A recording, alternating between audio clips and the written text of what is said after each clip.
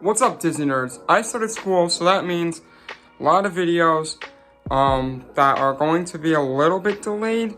Now, this video is a little bit delayed for D23, but I'm going to cover everything that's going on. I'm sure you all heard the news, but I can't wait for everything that's coming to Disney World and Disney parks. Let's jump into it.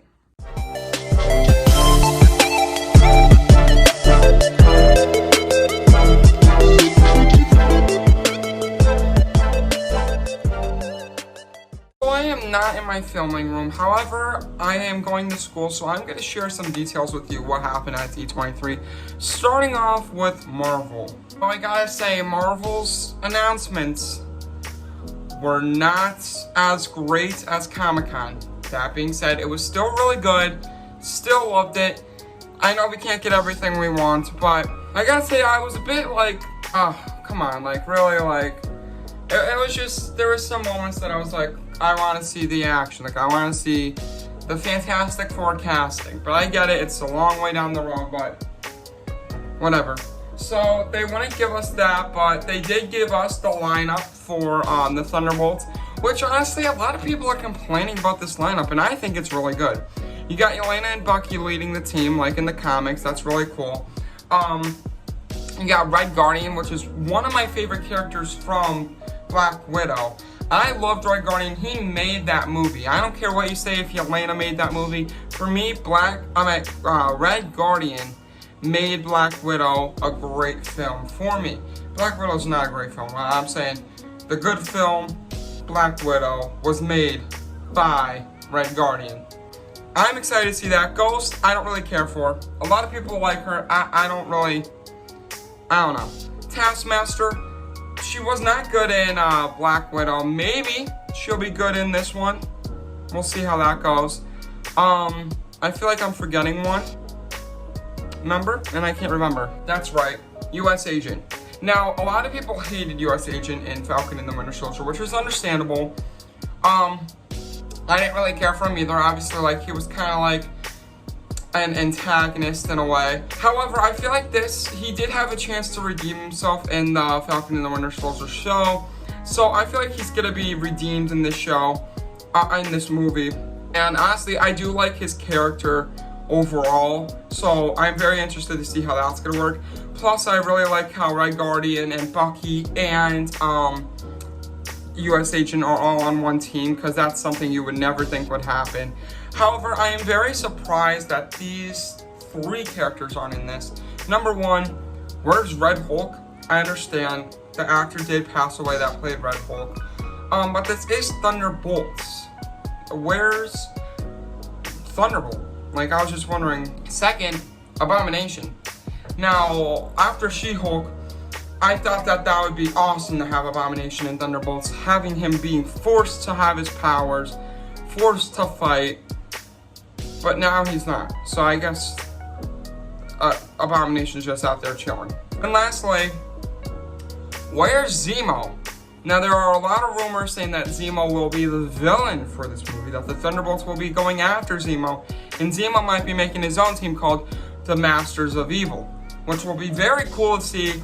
I don't know if they're gonna do that. Most likely they're going after Zemo, just Zemo, which will be awesome.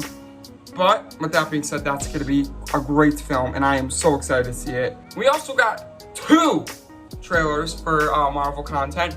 Secret Invasion, which is coming out early 2023.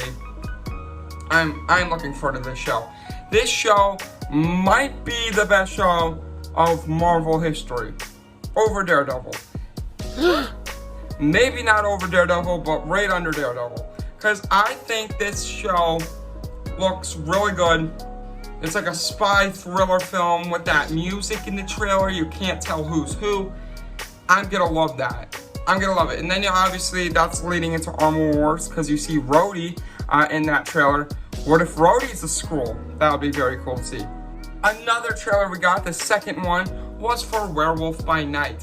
Now this short movie, it's not a show, it's a movie, but on Disney Plus. So that's gonna be alright, but this movie looks it looks cool. Like, I'm very excited to see it. It looks like it's gonna be graphic though, compared to what Disney puts out. Because like there was a guy shoving his hand in a man with like blood cutting off limbs, and I was like, alright Disney, you never did that before, but I ain't complaining. I like that stuff in a superhero film. And I think that this is the perfect amount, especially for this type of film.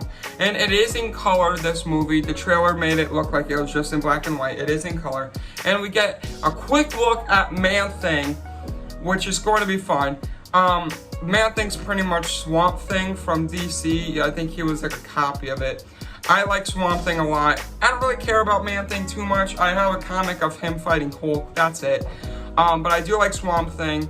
So we'll see if Man-Thing lives up to the hype as Swamp Thing. It's gonna be a really scary, ready for Halloween film. We also get 2 new logos for films and shows. Captain America 4, we got the logo of it. Looks pretty alright, I like it. And we also got the villain of Captain America 4, Leader. And Leader might lead into World War Hulk. I'm just waiting for World War Hulk. Never know when that's gonna come. Hopefully one day. And the second,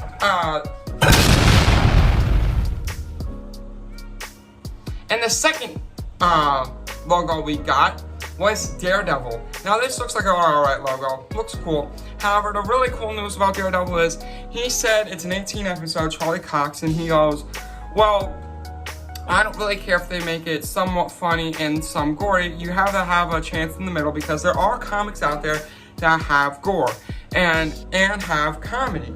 And he said, we already saw the gory side of Daredevil in the Netflix show. Why not see some humor in this show? Now that leads me to believe this is going to be more of a funny show, but I do think that they have a chance to make it both gory and like action-packed gore and comedy. That will be very interesting to see. Yes, I'm eating a lollipop for breakfast. It's sugar-free, so I'm good. Now over there in the Great Magic Kingdom in Disney parks, that's where we're heading. Happily Ever After is returning, and I'm so excited for that. I never got to see Enchantment. A little bit disappointed that I never got to see it. I just hope with Happily Ever After they add the projections onto Main Street, because I really thought that was a cool idea. But I'm very excited that Happily Ever After is returning. In Dino Land USA, they are trying to remake it, which I am horribly devastated by that, because I really loved Dino Land USA, but it's fine. We are getting though a Moana replacement, which I don't really care for Moana as a movie, never really did. However, I am looking forward to that Moana land in Epcot for some reason. I don't know why. Looks very cool. But we are getting a Moana land kind of in Dino Land USA. Here are some artworks for it. It looks alright. Looks, I really gonna miss having to play some street games in Dino Land USA. Like, they're not gonna bring that back. And like, Dinosaur, the ride better stay, Disney. Dinosaur, the ride better stay. That is one of my favorite rides at Animal Kingdom. Do not take that away. You took away Primavera World from me already. So, yeah, Moana's getting rethemed. Oh no, I just realized that means Restosaurus is gone. That's one of my favorite meals. What? You guys gotta ruin Dino Land USA. I blame society for this. Now getting into my most exciting news, we are getting an expansion to Magic Kingdom, hopefully. They said that this is a real possibility. Most realistically, it is gonna happen, hopefully. At Big Thunder Mountain, they said they are going to extend Frontierland into having a Coco ride and an Encanto ride. And then beyond that, we are getting another land that's all related to Disney villains. It's gonna be great. Now, they did one day want to make a park that was just for Disney villains, kind of like a copy of Magic Kingdom. However, they are just gonna make a little land, which is gonna be very cool to see. I don't even care if it's the size of Liberty Square. I just want some rides, some food, meet characters. I'm good. Now, some other news. Haunted Mansion is finally getting a character that I've been wanting to see my whole life. the Hatbox Ghost is coming to the Haunted Mansion in Disney World, which I'm so happy about. I love the Hatbox Ghost, and I never even seen him before. I'm so looking forward to that. And another thing we are getting is going to be Disney Treasure, a new cruise ship. We just got a new cruise ship, guys. Disney Wish. I'm not saying why do we need another one, because, I mean, I'm glad that we're getting another one, but the fact that they are releasing another ship is beyond me. Now, I'm hoping that this will be a week cruise, because that's the thing that disappointed me about the Disney Wish, is you can only go 4 nights. I really hope this Disney Treasure can go 7 days, even longer maybe. Now, this is going to be Aladdin themed, which is really cool, because Aladdin, I feel, doesn't really get a lot of credit on the Disney ships.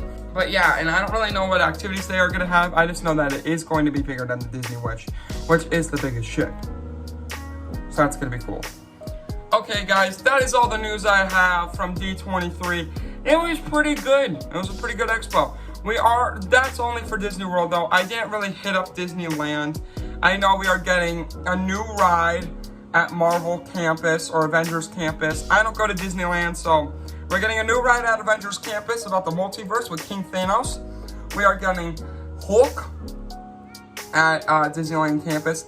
And you guys are going to be getting Mandalorian at Disneyland. Now, I'm probably not going to go to Disneyland for quite a while. Maybe one day, hopefully. I really want to go to Disneyland.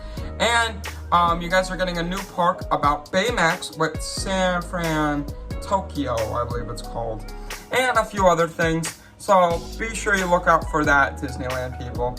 With that being said, it's been really fun. Disney World out. Peace!